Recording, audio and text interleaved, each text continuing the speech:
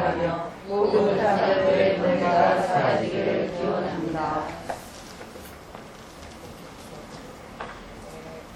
시도 한 수 읊어야 되겠지. 네.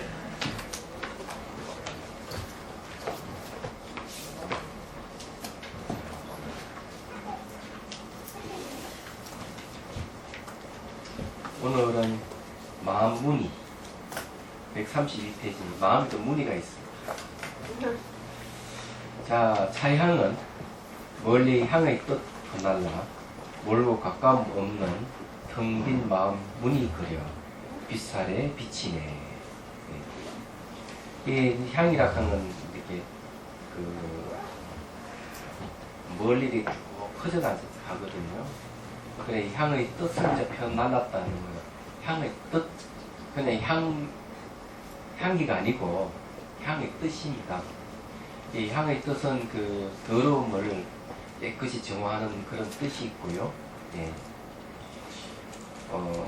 그리고 이제 이 향이, 차향이 이제 up향으로 바뀌면은, 또 달라지거든요. 계향도 되고, 정향도 되고, 해향도 되고, 해탈향도 되고, 해탈지연향도 되는 게 향이에요. 그래서 이 차향이 이제 이렇게 향의 뜻을 펴나른다는 거는 이렇게 법의 향기로 바뀐다는 그런 뜻이에요. 그 다음에 이제 그 멀고 가까움 없는 텅 빈 마음 문이 그린다고 그랬죠. 예. 이게 이제 이 향의 뜻이 이제 어떤 뜻을 갖고 있는가 하면은 우리 마음의 향을 이야기합니다. 마음의 향. 근데 이 마음이 텅 빈 마음의 향은 그게 멀고 가까움이 없어요. 마음은 시공을 초월하기 때문에. 그리고 또 이제 텅 빈 마음이라 하는 걸 이 무늬를 그리듯이 이 무늬를 그린다. 무늬라고 얘기하면 텅 빈 마음이 무늬를 그릴 수 없잖아요. 근데 텅 비있다 하는 그걸 그린다는 거죠. 그래, 빛살이 비친다 하는 말은 무슨 말인가 하면요. 지혜를 의미합니다. 지혜. 이게 마음, 텅 빈 마음은 공성인데, 마음의 공성이 이제 드러날 때는 반드시 그의 짝이 있죠. 지혜라 하는 것이 드러나기 때문에 이렇게 얘기를 한 거예요. 좀 어렵죠, 그죠? 머리 아파? 제가 생각해도. 아까 대생기시는 얘기하는 그런데, 이거는 분명히 얘기할 수가 있어요. 보통 일반 시들을 보면은 뭘 자극을 하는가 하면은 이 감정을 자극을 해요. 그래서 이 감정이 올라오는데 그 감정이 세속의 감정이 올라오는 거지. 근데 이 선시는 반대로 이런 그 감정을 잘라주는 역할을 해요. 이 나이가 이제 젊었을 때는 시를 읽으면 막 감정이 막 올라오고 막 북받치고 그런 게 막 좋다가도 세파에 막 시달리고 나면은 그런 감정이 싫은 거야. 고통스럽고. 그럴 때는 선시를 읽으면 선시는 오히려 그런 감정을 잘라주니까 시원하고 좋은 거예요. 예. 그래서 이 선시는 수준이 있는 사람이 듣는 것이지. 그렇지 않은 사람은 싫은 거예요, 이게. 이처럼. 예.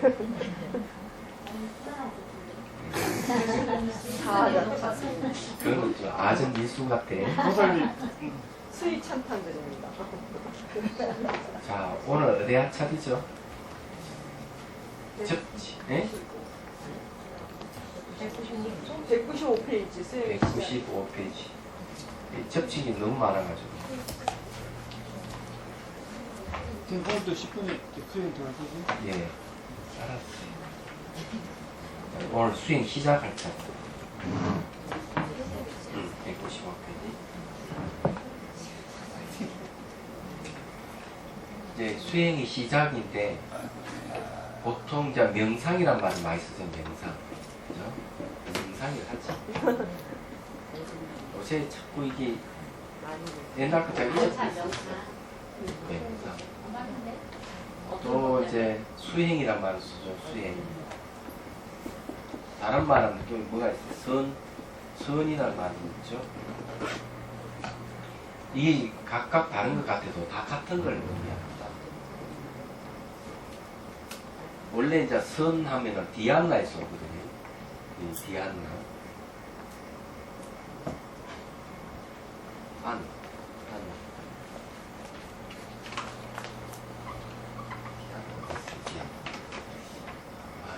산스크리트 디안나. 하여튼 이 디안나에서 이게 이제 선나라고 디안나. 수령이 선나에서 나자 빼고 선 이랬어요. 근데 명상은 이 디안나가 메디테이션으로 번역했어요. 스님 서양에서는. 영상 그랬죠. 그러다가 또 이제 이 메디테이션을 다시 동양에서 번역할 때 명상이라고 번역했어요. 맞네. 내가 쓴 거 맞구나. 근데 괜히 또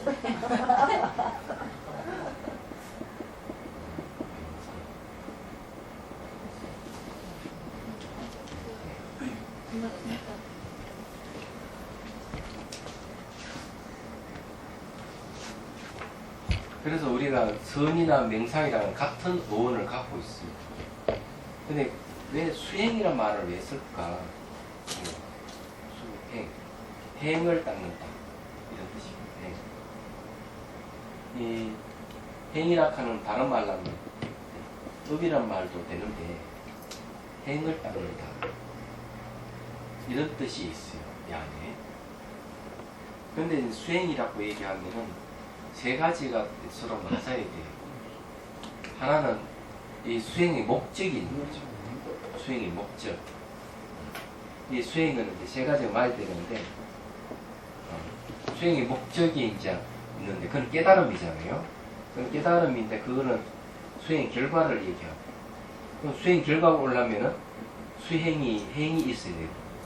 그러면은 뭘 대상으로 닦아야 되는지를 대상이 있는 거죠. 이 세 가지가 맞아야 돼요. 그러면 여기 대체적으로 이 대상이라고 하는 게 대성에서는 마음입니다. 마음이 그 대상이에요. 그리고 마음 중에서도 마음의 본성이죠. 마음의 본성. 그럼 마음의 본성이 뭐냐 이러면 본성을 얘기해요. 또는 불성이란 말을 쓰죠. 이게 우리의 관찰 대상이에요. 근데 행은 뭔가 하면은 두 가지가 있어요. 하나는 사마타가 있고 하나는 이빠사나가 있어요. 이제 이게 관찰 대상에 대해서 학습을 해요. 본성이 뭔지 마음의 본성입니다. 학습을 하고 실제 수행에는 이제 사마타, 이빠사나 관을 해서 수행을 합니다. 그러면 결과가 오는 거죠. 결과는 이제 바로 깨달음이 오는 거예요. 그럼 여기에서는 이제 이 수행은 사마타, 이빠사나 관입니다. 관. 사마타, 관, 이빠사나. 그래서 요 세 가지가 맞아야 돼요. 서로가. 그런데 뭘 깨닫느냐니까 마음의 본성을 깨닫는 거죠. 마음의 본성을 깨닫는 걸 얘기해요. 그래서 요걸 이제 수행이라고 한다면은 보통 이렇게 이제 얘기를 할 수가 있어요. 근데 이걸 이제 한문으로 하면은 이 대상을 이거를 뭔가 하면요 두 가지로 나눕니다. 하나는 가르침, 교회예요. 교회. 내가 본문을 듣는 거죠. 교는 이 들음. 내가 듣는 거예요. 마음의 본성이 그 공성이다. 공성이 어쩌고 저쩌고 막 듣는 거예요. 두 번째는 뭔가 하면 리입니다. 리. 리는 뭔가 하면 사유하는 거예요. 내가 들었으면은 이 법에 대해서 마음의 본성이 무엇인지 참 비판적인 사유를 하는 거예요. 그 다음에 이제 여기 이혼의 행위입니다. 그 다음에 이제 결과가 보는 거예요. 그래 교리행가라 그럽니다. 그럼 요거는 이제 뭔가 하면은 요거는 수행이죠. 수죠. 그래서 이렇게 하면은 들음이니까 문이라고 그러고요. 문. 아셨죠? 사유하니까 사라고 그러거든요. 사. 그래 문사수가 돼요. 수행 체계는 이 무산소로 돼 있어요. 이 수행 결과. 네, 교리 행감. 기억을 해 두십시오. 네, 이런 체계를 갖고 있는 거죠. 그럼 여기서 자비수관은 그러면 뭘 대상으로 하느냐? 대상이 뭐냐? 역시 마음의 본성, 공성을 깨닫는 데 있어요. 네, 최종적으로는 열반이에요. 공성이 다른 데는 열반. 그래서 이게 보면은 이 절체의 무상, 고, 무와, 공, 그 다음 마지막 지를 얘기해요. 지의 지자, 무분별 지를 얘기해요. 근데 그렇게 돼 있거든요. 그렇게 이제 듣고 사유하면 내가 수행하는데, 수행도 역시 사마타 위파사나 관을 해요. 근데 방편이 하나 더 있죠. 자비손을 써서 사마타와 위파사나 수행을 하는 거예요. 그 결과도 역시 뭔가 하면 무분별지를 얻어서 열반을 얻는 데 있다 하는데 우리 얘기를 할 수가 있습니다. 그런데 여기에 이제 수행하는 데 있어 가지고 요 사마타 부분은 뭐냐? 이건 자비예요. 이파사나 부분은 뭐냐? 이는 지혜입니다. 그래서 이제 이 사마타 관을 해가지고는 자비를 얻는 데 목적을 써요. 그래서 자비 선정을 얻기 때문에 사마타라고 하죠. 보통 사마타 그러면 한 대상의 마음을 집중하는 걸 얘기하는데 여기에서는 자비손을 싹 몸을 스타무 주면은 몸을 스타무 주면은 자비 감정이 생겨요. 그럼 그 자비 감정을 10분이고 20분이고 수행 끝날 때까지 쭉 지속시키는 거예요. 그럼 이 자비심에 의해서 부정적인 감정이라든지 파괴적인 감정이 싹 없어지는 거예요. 그러면 뭐가 오는가 하면 마음의 고요함이 오죠. 사마타. 그리고 이제 자비손을 해서 싹 싸우면서 뭔가 마음이 일어나는 현상들을 이제 이걸 무상의 지혜, 고의 지혜, 무아의 지혜로 관찰하는 거예요. 그래서 이 지혜로서 관찰해서 본인의 뿌리를 잘라내는 거죠. 얘기하자면. 그러면 이제 결과가 이제 깨달은 마음의 본성을 깨닫는 결과가 오는 겁니다.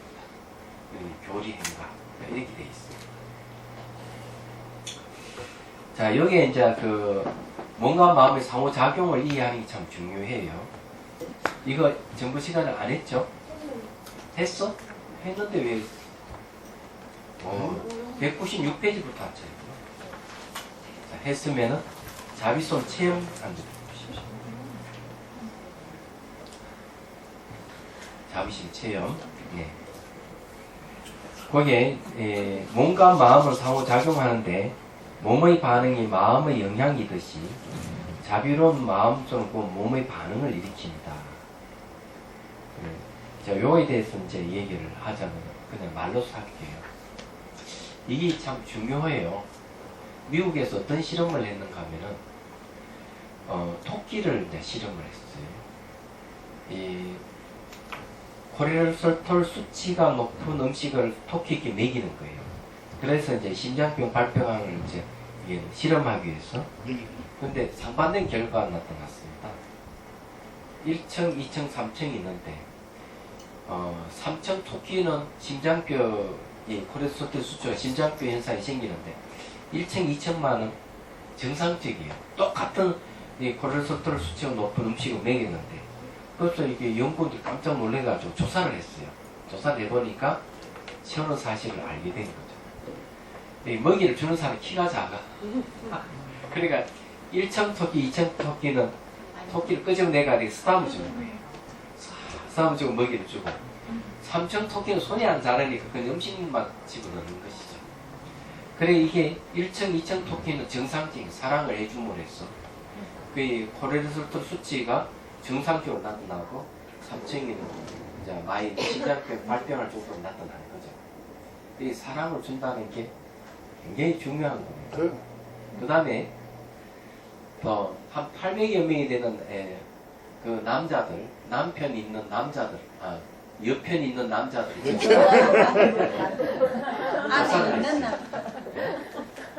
이게 이제 뭔가 심장이 발병될 수 있는 남자들 조사를 했는데 두 부류를 나눴습니다. 그때는 아내가 남편한테 당신을 사랑합니다 하는 말을 한 발이나 들은 부류하고 한 손에 듣지 못한 부류를 나눴는데 조사를 했더니만 당신을 사랑합니다는 말을 듣지 못한 남편들이 심장 발병률이 저보다 4-5배 높았다는 연구 결과가 있어. 저는 큰일이네요.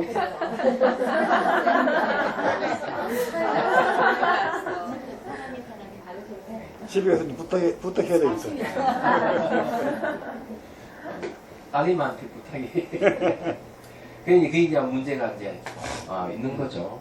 그래서 아이도 보면은 7삽둥이, 8삽둥이 아이들도 어머니 날마다 애를 쓰다무 주면은 이제 쓰다무 주고 이러면은 정신적 안정을 얻고 신체 발육이 아주 빠르게 눈이 띄게 나타난답니다. 네, 그런 것이죠. 자비손이라는 게 매우 중요한 거예요. 가난애가 아무한테 주면 죽는답니다. 예? 예. 일본군이 그 실험했습니다. 애가 태어났는데 먹이라는데 우유만 주고 그 스킨십을 안 한 거예요. 그 어느 기간 뒤에 애가 자연히 죽더라고요. 네, 그거는 그 루마니아 고아원에서도 일어났던 일들이에요. 하여튼 그런 건데 이렇게 잘 쓰다무 준다 하는 거는 준다 하는 게 중요한 표현이에요. 준다. 네.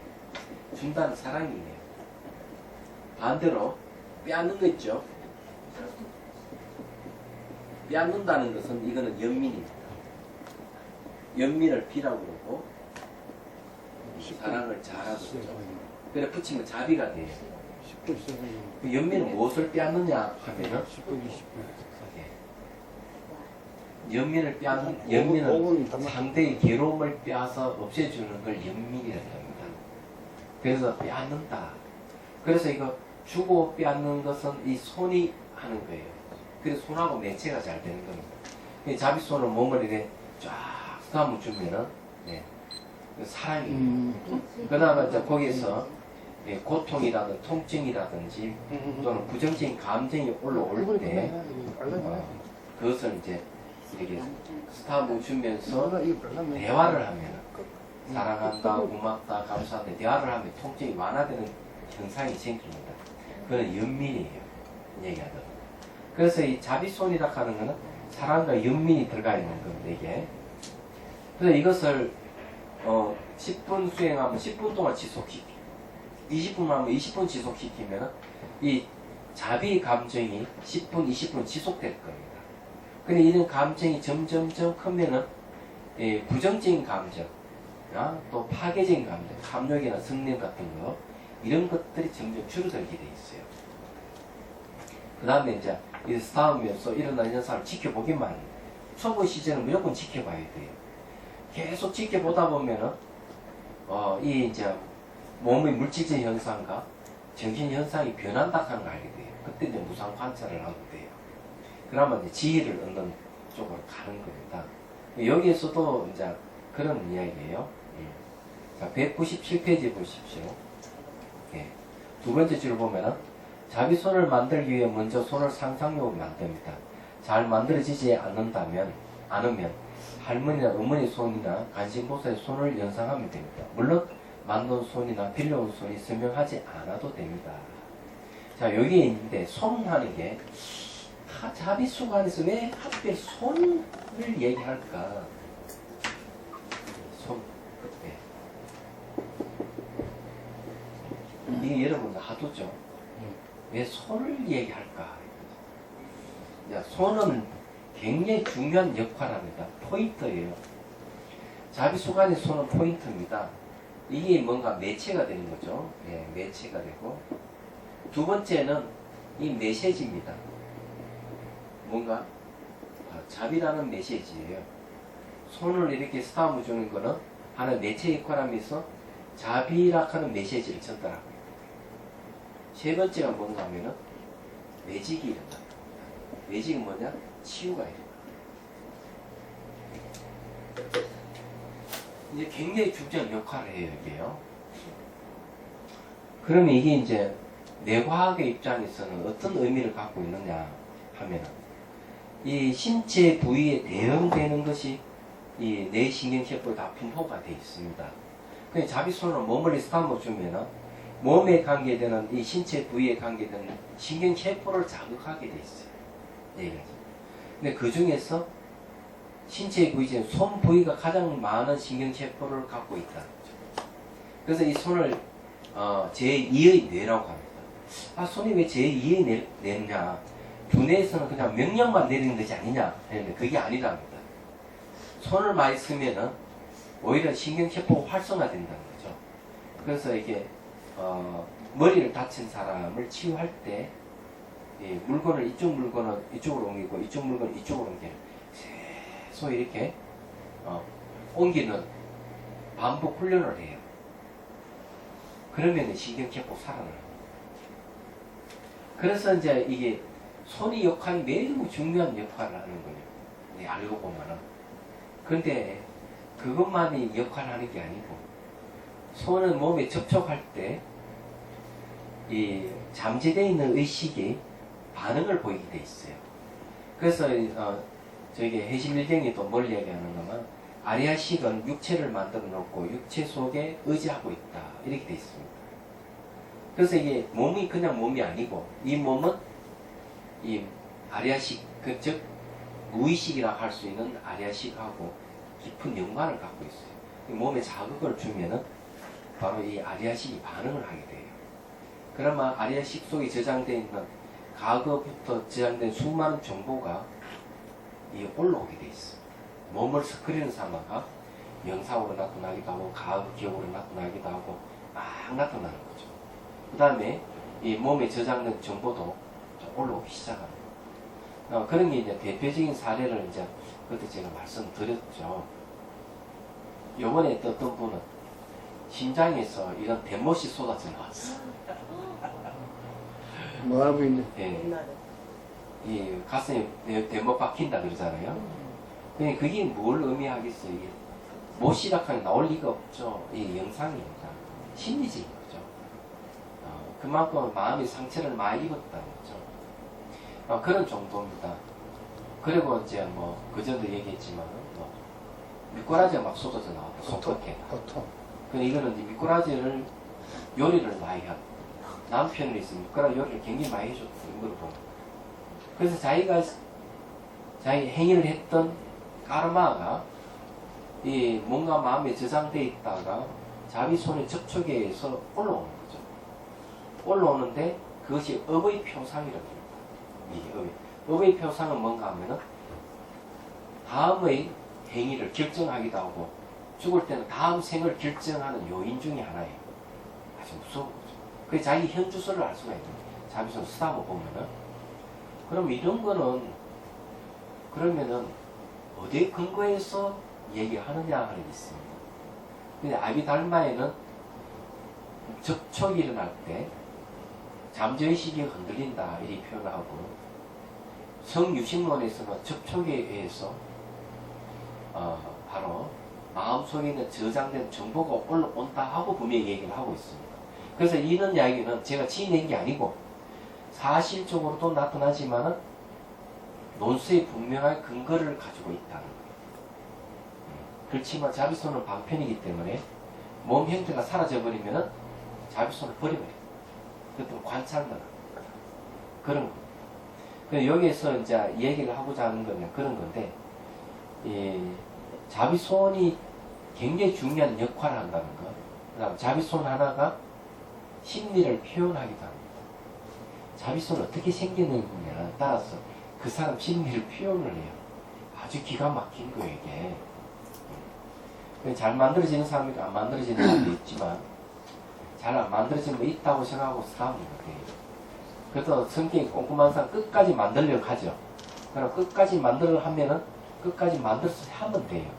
자비손은 선명하면 선명할수록 집중력이 더 높아진다는 것은 분명한 사실이에요. 자, 하나의 사례를 얘기하면은 자비손이 이 손톱이 길어지는 현상이 있습니다. 또는 자비손이 아주 손이 크고 딱딱하고 한 그런 손이 있는 반면에 자비손이 칼로 바뀌는 경우도 있습니다. 이런 건 왜 그러냐? 좀 그때 무상사에서 한번 자비손 강의할 때 한 할머니가 막 칼이 돼가지고 몸을 이렇게 자르고 이런 현상이. 이런 건 두 가지 의미가 있는데, 하나는 당신 몸에 대한 혐오감이 있거나 그렇지 않으면 정오심이 올라옵니다. 자기가 죽도록 미운 마음이 생겨서 자기 몸을 대상으로 그렇게 합니다. 이게 심리의 표현이에요. 근데 이걸 어떻게 바꾸느냐면 그럴 때마다 자기 손을 어린아이 손으로, 부드러운 어린아이 손으로 바꾸게 합니다. 이게 심리를 바꾸는 방법이에요. 그래서 점점 그런 것이 정상이 없어지고 정상적으로 돌아왔습니다. 그 다음에 이제 손톱이 길어져가지고 이게 몸을 핥히는 분이 계셨어요. 이분 학자인데 누구라는 얘기는 하지 않겠습니다. 좀 이름이 있어요. 근데 성격이 그렇다고 말할 수도 있지만은 그보다는 자기 몸매에 대한 여자이기 때문에 몸매에 대한 혐오감을 갖고 있지 않느냐, 컴플렉스가 아니냐. 그게 자기 몸이 미부니까 이렇게 해버리지 않느냐. 왜 그러냐? 이분은 결혼해가지고 이혼한 지 얼마 안 된 분이에요. 그래서 내가 생각해 보니까 학자지만은 여자는 여자인데 여자 모습보다는 학자 모습이 너무 강해요. 네. 저는 별로 꾸미지도 않고. 기숙사 사감. 네. 그래서 이제 그래서 기숙사 사감 같은 거. 그래서 이거 추측인 거예요. 제가 그래 추측해 본 건데 이것은 심리적인 현상이다. 두툼하고 딱딱한 현상으로 나타난 손이 크게 나타나면 딱딱하게 나타난 이 사람은 뭐냐? 순천의 어느 그 공무원인데 이 여분 여자예요. 저희 남편도 그렇게 수박하게 나타나서 하더라고요. 남편? 네. 그러니까 대인관계. 이거는 대인관계에 문제가 있는 거예요. 그래서 제가 그분한테 물었어요. 혹시 저게 같은 직장 안에서 진짜 얼굴 맞대기 싫은 사람이 있느냐 이니까 깜짝 놀라 있다는 거죠. 이 손이 막 딱하게 붙어있는 거예요. 크고. 그래서 이게 뭔가 하면 대인관계가 원만하지 않다는 거예요. 누가 분명히 있는 거예요. 여성들한테 이미지를 잘 떠올리는데 이분이 그런 식으로 나타나는 거죠. 실제 한 사람 있으면 늘 불편하다는 거, 늘 발다툼하고. 예, 이제 그런 건데, 이게 이제 심리적 표현이다. 손이라 하는 여러 가지 의미를 갖고 있다 하는 사실을 알아야 돼요. 자꾸 시키 보지 마. 아, 죄송합니다. 그래서 여기에 이제 보면 잘 안 만들어지는 사람이 있어요. 성격이 과격하거나 화를 자주 내는 사람, 성격이 급한 사람 손이 잘 안 만들어진다. 아, 제가 그렇구나. 네. 그걸 빨리 알아야 돼요. 여기도 제가 얘기해놨습니다. 만들어지다 빨리 사라져버려요. 성격이 급한, 성격을 먼저 완화시켜야 되겠네. 그런데 이 손이라 하는 건 심리를 표현한다는 저 성격하고 관련이 있어요. 그래서 그럴 때는 손이 있다 생각하고 그냥 싸움 하다 보면은 마음이 느긋해지면 그때 손이 현상이 나타날 수도 있습니다. 손 만드는 게 목적이 아니에요. 방편입니다. 그리고 이제 표면적으로는 그렇지 않은 속으로 어떤 정오심이라도 원한을 품고 있는 사람들은 이 손이 잘 안 만들어질 수가 있습니다. 정오심이 강한 사람, 어떤 원한을 갖고 있는 사람, 이런 사람도 그래요. 그럴 때는 의식으로 싸우는 건데 다른 건 아니에요. 그리고 잘 안 만들어지는 사람을 위해서 하나의 방법은 자기보다 더 어렵고 힘든 사람을 떠올려가요. 그러면 그 사람에 대한 연민심이 생기면 손이 잘 만들어진다니까. 이것도 여러분들 이해를 하셔야 돼요. 30분 지났다 이 말이지. 예? 여기 1분 남았어. 그 시기에 너무 정확하다 했다. 그래서 여기 이제 중요한 거는 뭔가 하면요. 198페이지 얘기 나왔습니다. 거기에 두 번째 단위 보면 여기서 주의할 것은 관찰 중에 자기 손의 모양이 사라졌다고 해서 다시 손을 만들게 애쓰지 않아도 됩니다.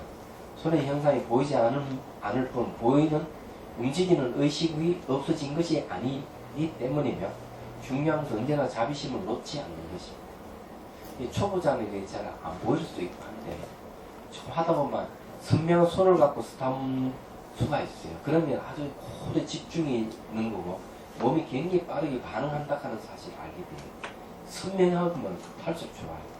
그리고 그런 분들은 며칠이 지나지 않아서 몸이 빨리 사라져버립니다. 그렇다 하는 걸 이제 말씀드리는 거예요. 아직까지 완전 된 거예요. 아, 참. 다음에는 이제 자비손 만들기는 다음에 하도록 하죠. 그럼 실제 수행을 한번 해보도록 하겠습니다. 전번에 뭐 했죠? 지난 시간에 감독인데 좋아하는 사람 초대했어요. 좋아하는 사람 초대해서 했어요? 네. 싫은 사람 초대 안 했죠? 했습니다. 그것도 했습니다. 조선에 둘다 해야 돼. 예, 예. 자, 그러면 조금 고차원적인 것. 휴대폰 좀 확인 부탁합니다. 선생님한테.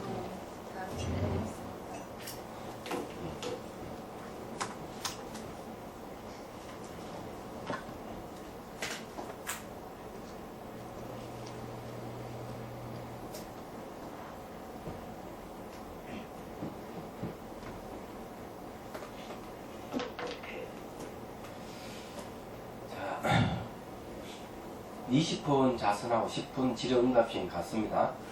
자, 숨을 들이쉬고 내쉬고 몸 힘을 다 빼야 됩니다. 자, 한 번 더 들이쉬고 내쉬고 자, 눈을 감고 자, 가슴에서 연꽃 봉우리를 연상하십시오. 가슴 연꽃 봉우리 쭉 올라와서 정수리에서 연꽃이 활짝 피운다고 상상하십니다. 그리고는 이제 그 외에 다시 가는 보살이 쭉 올라와서 앉는다고 상상하십시오. 이 가는 보살은 바로 자비 화신이에요.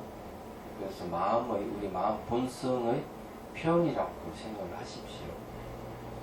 자, 오른손에 들고 있는 우선 손뼉을 치고 좋아하는 모습을 상상하시고, 오른손에 들고 있는 감노수병을 정수리 위로 붓습니다.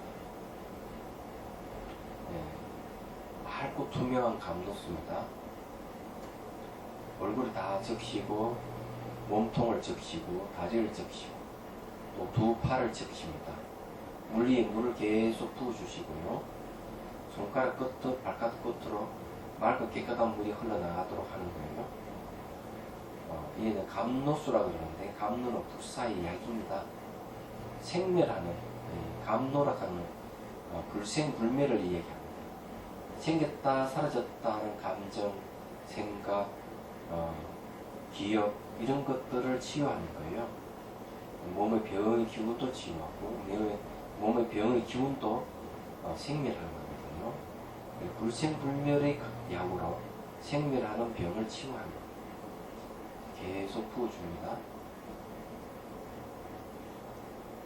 한 5분간 붓고 5분 후에 죽비를 한번 치면은 그 다음 고차원적인 이제 감노수관을 가르쳐 드리겠습니다. 물을 쭉 붓고는요, 물이 흐르는 부분이 있고 안 흐르는 부분이 있을 거예요. 그런 것도 체크를 하시고, 물의 색깔이 바뀌는 것도 체크를 하십시오. 객관적으로 이렇게 가는 보살이 물을 부어준다고 생각하면 훨씬 잘 됩니다. 물은 위에서 아래로 흐르기 때문에 그 흐름을 잘 이용을 하십시오.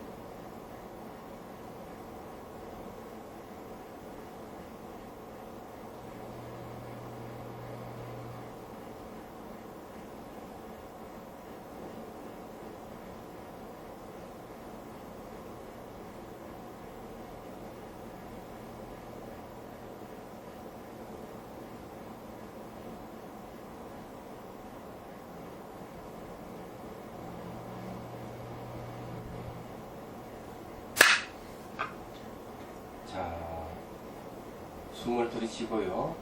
내쉬고. 정수리에 구멍이 열려 있어요. 감로수를 쭉 부어 넣습니다.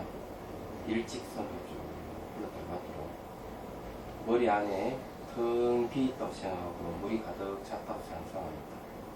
그리고 그 물이 다시 목을 통과해서 쭉 내려가고 가슴을 지나서 배꼽을 지나서 단전으로 그리고 양 다리 쪽 하반부 가운데를 지나서 발가락 끝으로 그리고 손 한 주황을 지나서 팔이죠. 팔 중앙을 손끝으로 흘러나가도록 쭉 물을 집어넣으세요. 감로수라이드 다른 건 안 돼요.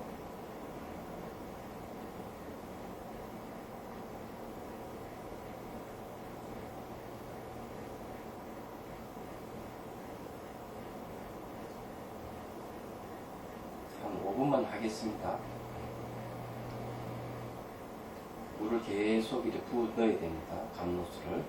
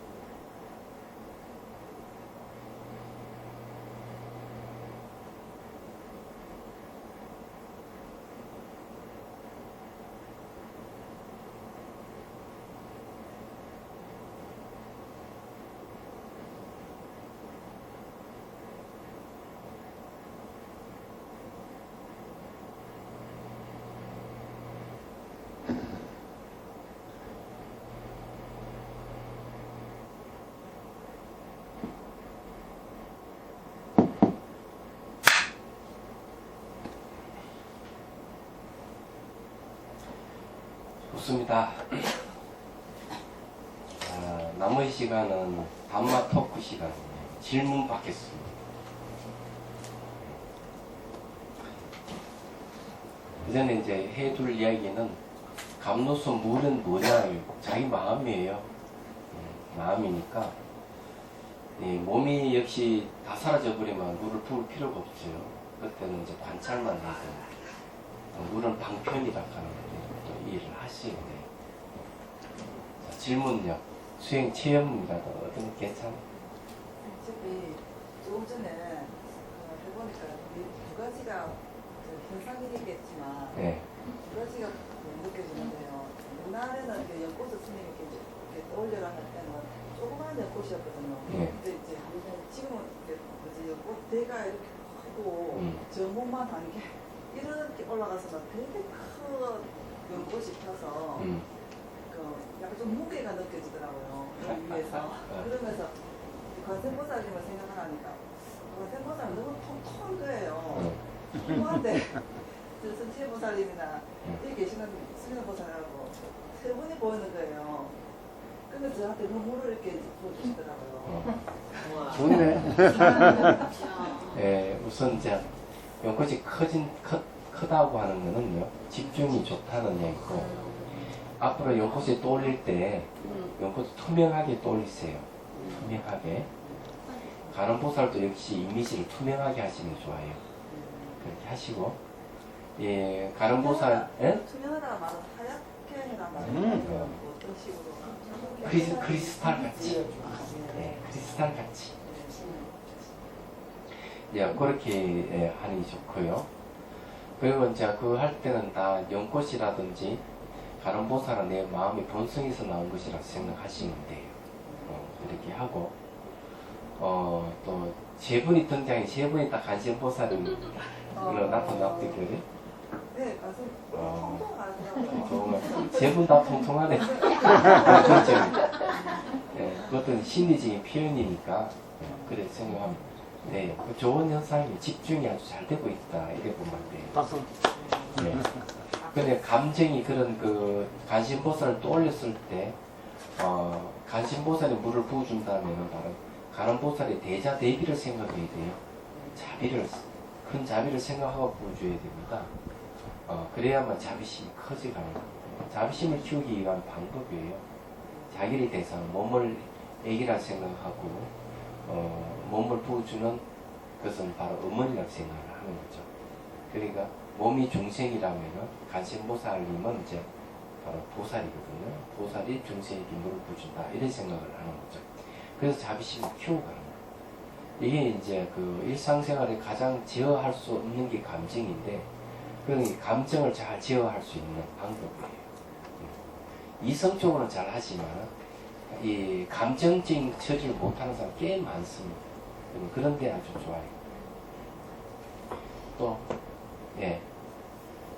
저는 집에서 자기 전에 한 20-30분씩 하고 자는데 그 할 때는 그 집중이 돼서 그런지 별다른 영상 같은 게 떠오르지 않는데 자려고 누우면 그 보도 듣도 못하던 이상한 얼굴들이 막 이렇게 겹치거든요. 어디 눌러요? 네? 어디다 누른다고? 아니 누르면 그냥 잘 때요. 예. 잘 때 누우면 자려고 딱 누우면 누우면 네, 자려고 누워서 이렇게 자려고 하면 막 이상한 얼굴들 어린아이서부터 막 이상한 얼굴들까지 막 이게 집 떠오르거든요. 그럴 때 그걸 그냥 지켜봐야 되는데 예. 아니면 끊어져야 돼요. 예. 그 어떻게 하는가 하면요. 수행할 때는 안 나타나다가 이 집중할 때는 안 나타나다가 집중을 놓아버리니까 막 이렇게 눌러있던 터져서 올라오는 거거든요. 올라오는 거니까 그거는 이제 싫어하는 마음을 일으키면 안 돼요. 없애야 되겠다 생각하면 그거는 성냄의 표현이에요. 또 좋다고 내버려두면 탐욕의 표현이고 둘 다 좋은 방법이 아니에요. 올라오면은 그냥 이게 어떻게 바뀌어가는가 지켜봐야 돼요. 그래서 만일에 그것이 기억이라면 과거의 기억일 것이라면 지나간 건 돌아오지 않아 없는데 지금 기억이 나타났다면 이건 다 환경이 지나지 않는다 이런 생각을 하시는 게 좋아요. 그런데 거기에 아주 안 좋은 것, 나쁜 생각이 올라온다든지 나쁜 이미지가 올라오고 이러면은 그거는 분명하게 대처해야 됩니다. 대처하는 방법 아까 얘기했듯이 이것도 하나 변화에 지나지 환경이 지나지 않는다 하는 것도 대처하는 방법 중에 하나고, 반대로 이 나쁜 영상이 생길 때 좋은 영상을 떠올리는 거죠. 간신보살의 영상을 떠올린다든지 나에게 아주 친절하게 했던 어머니를 떠올린다든지 이렇게 해서 기존의 이미지를 나타난 이미지를 좋은 이미지로 바꾸는 겁니다. 이걸 끊어주는 방법이에요. 조기경제에는 나쁜 생각이 일어나면 얼른 좋은 생각을 일으켜라.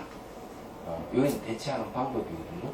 마찬가지로 이것도 그렇게 하면 되는 거예요. 그런 원리로. 그렇게 하십시오. 네. 또 없습니까? 자기 전에 좀 기도를 강령 명상을 하거든요. 근데 어느 순간에 이 정수기 쪽가 좀 따뜻해지는 느낌을 갖게 됐어요. 예. 근데 그게 이상하죠. 이게 우리가 이렇게 정신이 우리가 따뜻한 곳으로 가는데 예. 그게 강명진을 이용 거예요? 네, 광명이나 영상, 광명 영상 아, 했어요. 예. 그러면 어떤 증상이? 빛이 저게 뭐 따뜻함이 생길 조건대도 생긴 겁니다. 얘기하자면. 그래서 이제 그런 게 생기면은 그 따뜻함이 어떻게 바뀌어가는가 그냥 지켜보기만 해도 돼요. 얘기하자면은. 그리고 그것이 이제 만약에 강명관을 하지를 안 했을 때는 그런 게 없을 건데 강명관을 했기 때문에 이 빛을 비추는 조건에 의해서 나타나는 현상이에요. 얘기하자면 그렇게 간단히 생각을 하세요. 그래, 그 영상을 계속해도 됩니까? 이 강명 그때 한번 했습니까? 네네. 예, 그 방법대로 하면 돼요. 네네. 또 다른 건 예. 저 자다가 새벽에 일어나니까요. 몸이 붕져 있어요. 자는데도 붕져 있기도 하나요? 그리고 또 이렇게 새벽에 삐고 나서요.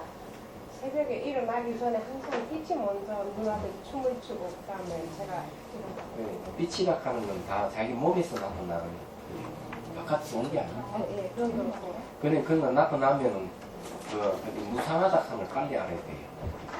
집착할 대상이 아니다. 그건 니미다. 그런 생각을 하고 자고 일어나 텅 빌 수도 있어요.